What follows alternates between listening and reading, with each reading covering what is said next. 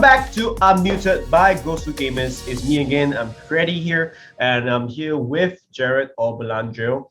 I am in Singapore covering Mobile Legends World Championship M3. So, Jared, anything that you want to ask me, because I've been I have the privilege to meet some of the players already. I'm still gonna be seeing more teams tomorrow. We will have the rehearsal and everything by this Sunday before group stage. So yeah, and the stage is about ready. A lot of things are getting ready. Yeah, Scoop. Yeah, anything that you want to know, just ask away. It's so awesome that you're there as well. I really wish I could be too. Yeah. I think obviously we just want to break this down group by group. There's 16 teams, 4 teams per group. Let's start with Group A, which is obviously the group with probably technically the favorites for the tournament, which is Blacklist International, of course. How do we feel about this group? Because yes, there's Red Canids, there's Malvinas Gaming, and there's Bedell. All these teams, those 3 teams at least, are not as well known. Brazil, Turkey, Latin America. These aren't regions that are huge in MLBB. So, is there going to be a chance that Blacklist actually lose, especially in a best of 1? I feel like in the situation where it's best of 1, right? Anything can happen. Of course, although with Blacklist, I would say they are all-star lineup as well as very experienced coaching crews and all that.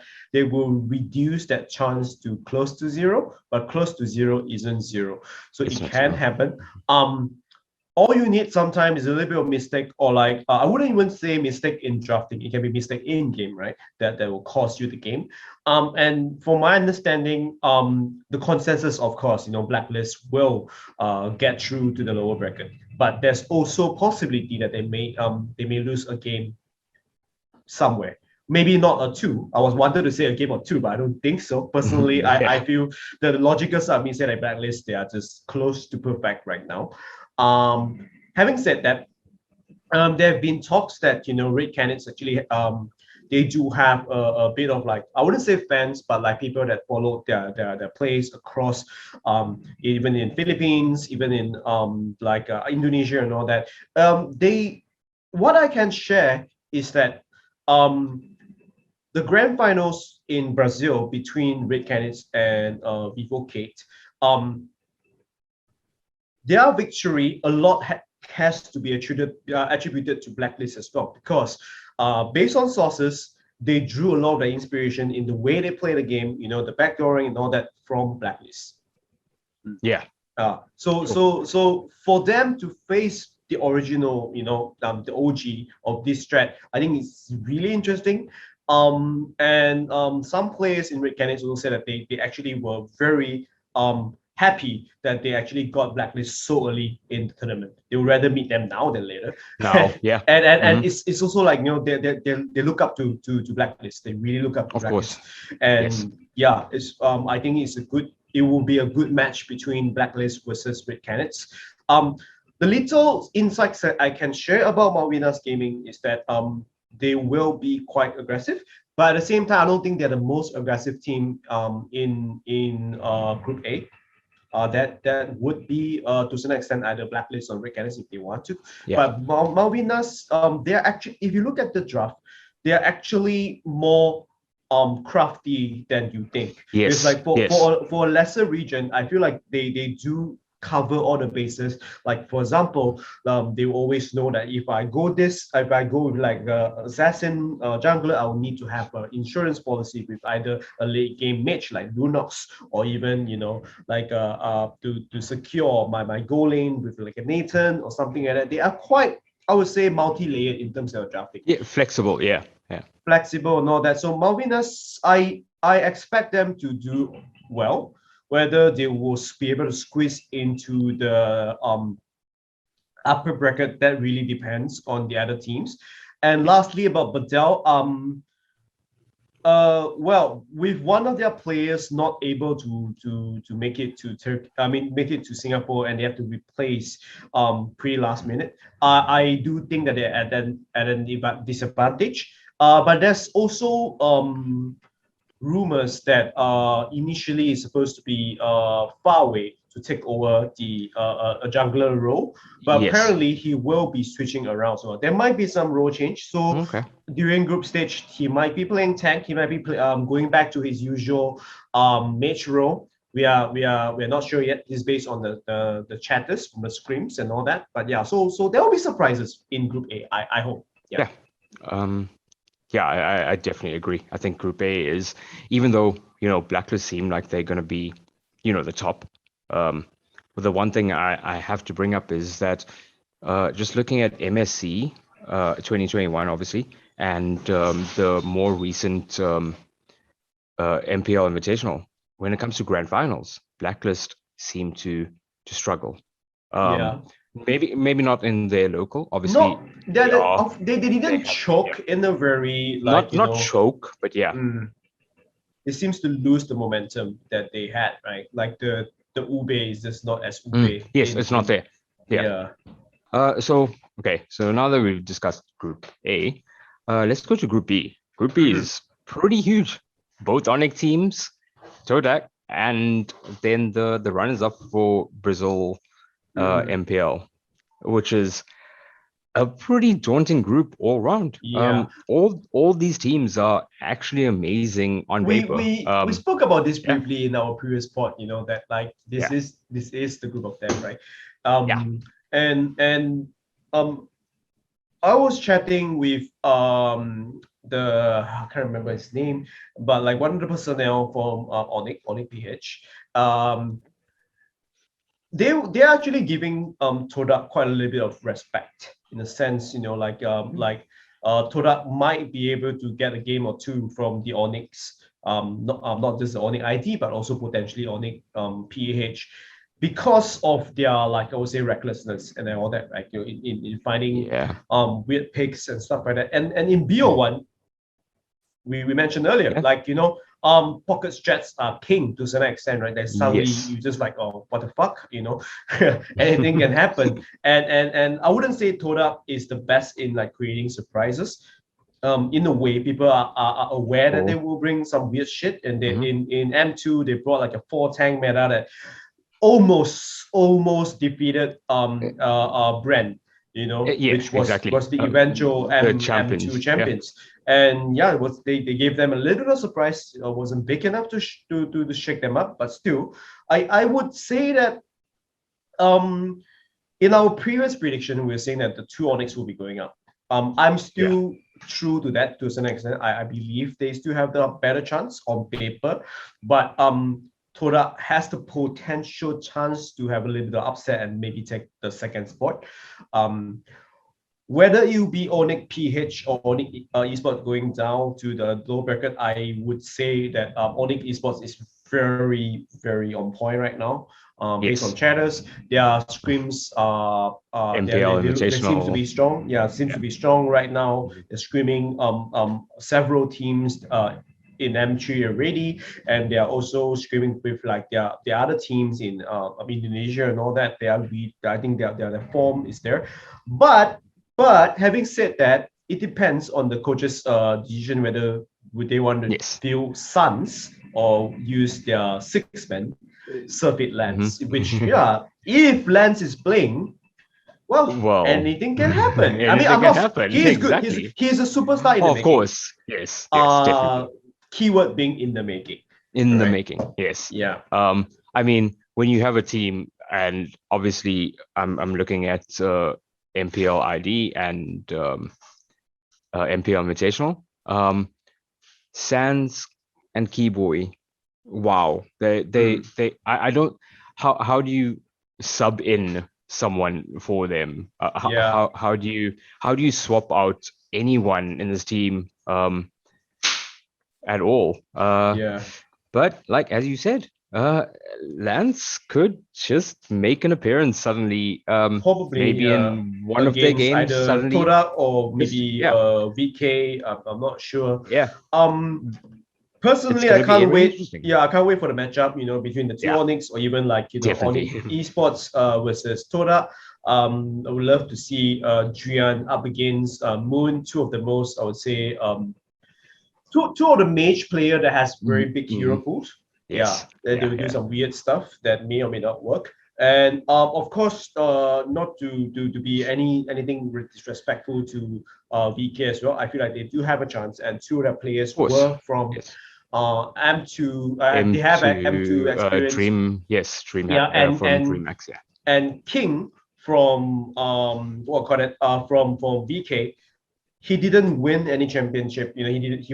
Like they It wasn't, of wasn't with course. them. There was the Yes. first runner Yeah. up of Mhm. MPL Brazil, but he won Yeah. the playoffs MVP, if I'm mistaken.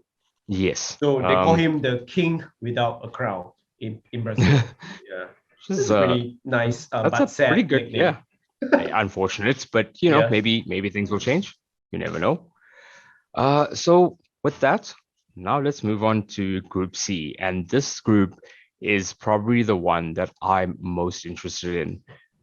Mm. I think the first thing I have to mention is the the fact that yes, I know that Evos is in this group, and Evos SG are like I mean it's an Evos team. Evos is probably one of the most well-known names in MLBB for the most part. For sure. But then you have this CIS squad who got picked up by Navi, and Navi for the last 10 years in esports in general is a name that's synonymous with absolute brilliance. Except in And Dota for the past 2 years. well, yeah, we don't talk about Yeah. that. But I So mean, look, Navi, just the name itself, though, everyone knows Navi. what I can tell Maybe you not about in mobile Navi, esports. what I can tell Yeah, you about Navi MLBB is that yes, a lot of teams are interested, with how well they will perform. But what I can tell you about them is that War Barbie, who was a player back in M2, he's now the coach. When I asked him yes, why the decision to change from being a player to coach, he said because with Navi they have more resources, they have more time and a lot of facilities that they provide the team, and he saw that there was a vacancy, and they see the importance in having a coach, so he took it up. yeah, And he also told me that he feel like one of the reasons why they didn't perform as well as they wanted to is because they don't have a person that dedicated in like researching and like looking into the yes, yeah. oppositions. They were just playing their own game at points. They didn't care about what could be picked against them. They Yeah, just played just what they not played. enough. Yeah, so they were Mm. outdrafted a couple of times, and that Yeah, constituted to their result and their loss. So with him, as the coach, he can dedicate all his effort in that, and they also have a little bit of like roster change that will hopefully like oil up the machine. And personally, I think they will do all right. Whether they will top the table is hard to say. I think it was SG. You're right. They may not be the best it was SG as we I mean not yeah. in the previous years. Hmm. But don't be Can't surprised count them because out. they Yeah, do. Yeah, they do have about two really young players. yes. That I would say they will always EVOS being EVOS, they will always play the very clean brand of Mm. MLBB, just like the country, right? Super clean, Yeah, super efficient, and very farm heavy. They will rely on Potato to close the game, but at the same time, they yeah, do of have course. Yeah, some young blood in gear as well as Sailor to really hype up the game.